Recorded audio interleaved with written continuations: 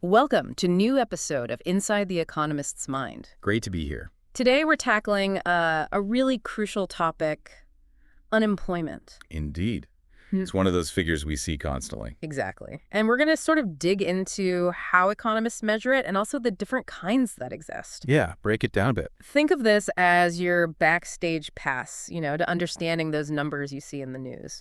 And why they matter for the bigger economic picture. Right. We'll be drawing from a resource that lays out the measurement methods and the different types. And our goal, really, is that by the end of this deep dive, you'll hear unemployment and really grasp its significance. Not just the number, but the nuances behind it. The different layers, exactly. All right, so let's get right to it.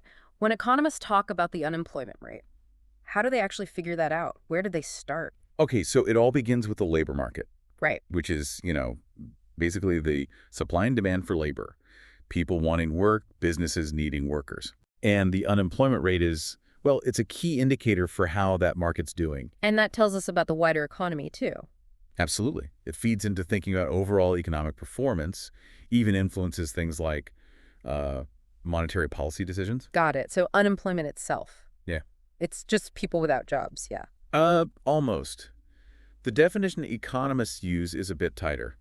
It's someone who is willing and able to work, is actively looking for a paid job, but doesn't currently have one. Actively looking, that's key. Very key. And the rate is the percentage of the labor force that fits that description. Okay, and remind us, the labor force is? The labor force is simply everyone who's either employed or unemployed.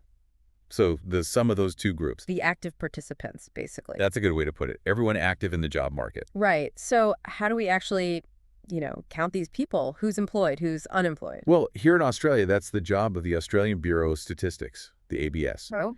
They run the labor force survey every month. It's quite large. They interview around 50,000 people. 50,000. Wow. Yeah. And based on those interviews, they classify the working age population, that's everyone 15 and over, into three broad categories. And those three are? Okay. First, you've got the employed. That's anyone who worked for 1 hour or more in a paid job during the survey's reference week. Just 1 hour? Just 1 hour counts as employed, yes. Second, the unemployed. These are people without a paid job, A&D, who were actively looking for work recently. Right, actively looking again. And available to start.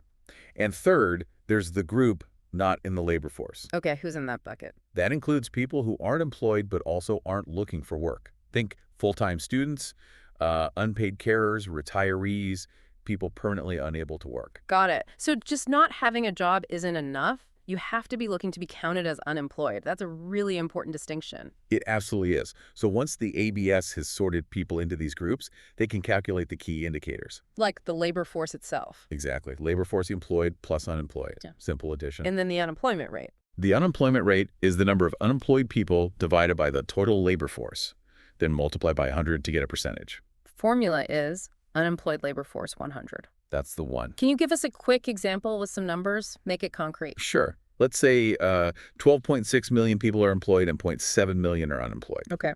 First, the labor force is 12.6 plus 0.7, so 13.3 million people. Right. Then the unemployment rate is 0.7 million, 13.3 million, 100. That works out to about 5.3%. 5.3%. So that percentage represents those 700,000 people actively seeking work within that labor force. Precisely. It's a snapshot. And you mentioned another important rate, the participation rate. Ah, yes, the participation rate. That tells us what slice of the entire working age population is actually in the labor force, either working or looking. So it's a broader measure than the unemployment rate. It is. It gives a sense of the potential workforce size and how much labor supply is being tapped. Policymakers watch this one closely. How's that one calculated? It's the labor force divided by the working age population times 100. Okay. So using our earlier numbers, if the working age population was, say, 20.0 million, Right. the participation rate would be 13.3 million, 20.0 million, 100, which is 66.5%. Okay, so 66.5% of everyone aged 15 and over is either working or looking for work, in that example. Exactly. So you have the unemployment rate focusing on joblessness within the active workforce. And the participation rate showing how many people are active overall. You've got it. Now, it's really important to understand that the unemployment rate isn't static. It moves around. Yeah, it goes up and down with the economy, right? That's a big part of it, cyclical factors. When the economy slows down, unemployment tends to rise. Fewer jobs available. Exactly. But there are also structural things happening in the economy that affect it. And crucially, the size of the labor force itself can change. How does the labor force size changing affect the unemployment rate? Well, think about it. People decide whether or not to even look for work. If the economy's booming and jobs are plentiful, more people might be encouraged to start looking, which actually increases the labor force. And that could potentially even push the unemployment rate up slightly, even if jobs are being created, or keep it steady. It could, temporarily, or slow its fall. Conversely, in a bad recession, some people get discouraged after looking for ages. And they just stop looking. They might give up actively searching. If they stop looking, they drop out of the unemployed category and out of the labor force altogether. So the unemployment rate could actually fall, but not for a good reason. Precisely. It could fall because people are leaving the labor force, not because they found jobs. That's why looking at the participation rate alongside the unemployment rate is so vital. That's a really key point. A falling rate isn't always good news if participation is also falling. Exactly. And there are longer-term trends, too, like more part-time work options, more women participating over decades, people retiring later. All that shapes the participation rate over time. Okay, that's a great foundation on measurement. Now let's get into the different types of unemployment. I know economists break it down. Yes, we usually talk about three main types: Yeah. cyclical, structural, and frictional. Okay. Now, it's worth saying up front, these categories aren't always perfectly neat boxes in the real world. They can overlap. Right, reality is messy. And we can't measure them directly, like the overall rate. But they give us a really useful framework for thinking about why people are unemployed. Makes sense. Let's start with cyclical. What's the story there?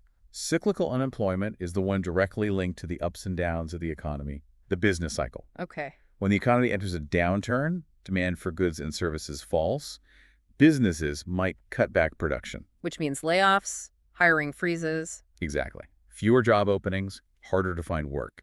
So cyclical unemployment rises. And when the economy booms? The opposite happens. Demand picks up, businesses need more people, hiring increases, and cyclical unemployment falls. So it follows the cycle of the economy. Pretty much. It's generally seen as a medium-term thing, maybe lasting 1 to 12 months, roughly following the economic cycle. Can you give examples? Sure. We saw a sharp rise in the early 1990s recession here in Australia. Then it fell during the growth years in the mid-2000s. Then it rose again around the global financial crisis. And what does high cyclical unemployment tell us? It signals that the economy probably isn't running at full potential. There's slack. People willing to work but can't find jobs because of the downturn? Right. And that extra competition for jobs can mean less pressure for wages to go up. Ah, which could affect inflation. It can, potentially leading to lower inflation.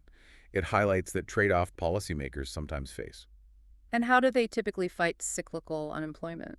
often through things like expansionary monetary policy, like the central bank, lowering interest rates to try and boost overall demand and get businesses hiring again. Okay, stimulating the economy. Got it. Let's move to structural unemployment. That sounds Yeah, more that's right. fundamental. It is. Structural unemployment comes from a mismatch between the jobs available and the job seekers. A mismatch in what sense? Skills? Location? Both, Yeah. potentially. It could be that the skills people have don't match what employers need, or the jobs might be in one part of the country while the job seekers are somewhere else. So it's not just about the overall number of jobs, but whether they fit the available workers. Exactly. It's about the structure, the economy itself. And this can happen even when the overall economy is doing okay. What causes these mismatches? Technology is a big one.